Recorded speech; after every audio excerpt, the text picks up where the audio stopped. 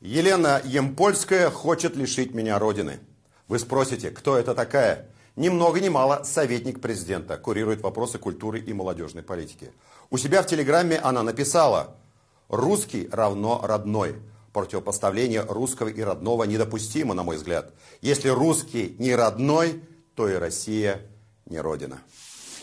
Честно говоря, когда мне прислали этот пост, я был уверен, что мне подбросили фейк. Ну не может нормальный человек, выросший в многонациональной стране, закончивший советскую школу и Российскую академию театрального искусства, так думать и тем более говорить. Еще как может, оказывается. То есть, если я считаю своим родным языком татарский, если на нем говорили мои мать и отец, мои деды и прадеды, я вообще кто? Где я родился и живу? Я был уверен, что живу на родине, в любимой России, родном Татарстане, братской семье равноправных народов. Я что, ошибался? Весь в поту взял Конституцию Российской Федерации.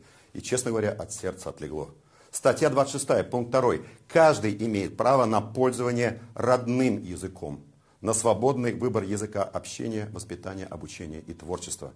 Статья 68. Государственным языком Российской Федерации на всей ее территории является русский язык, как язык государствообразующего народа, входящего в многонациональный союз равноправных народов Российской Федерации. И пункт 3. Российская Федерация гарантирует всем ее народам право на сохранение родного языка, создание условий для его изучения и развития. То есть, согласно Конституции России, все народы имеют право изучать именно родной язык. Русский, татарский, башкирский, чеченский, чувашский, удмуртский, якутский. Всего около 200. Так как же госпожа Ямпольская может говорить, если русский не родной, Россия не родина? Как она, чиновник высокого ранга, может так безнаказанно попирать Российскую Конституцию? Основной закон. Самый печальный. Ее слова уже находят адресата.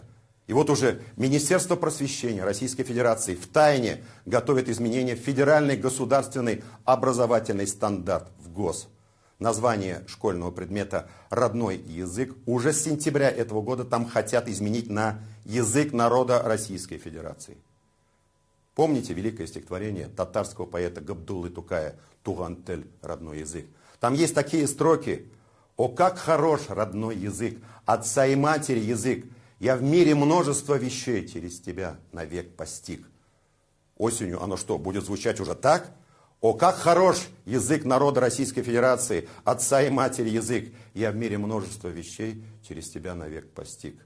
Барабжиттек, дожили? И последний вопрос в завершении.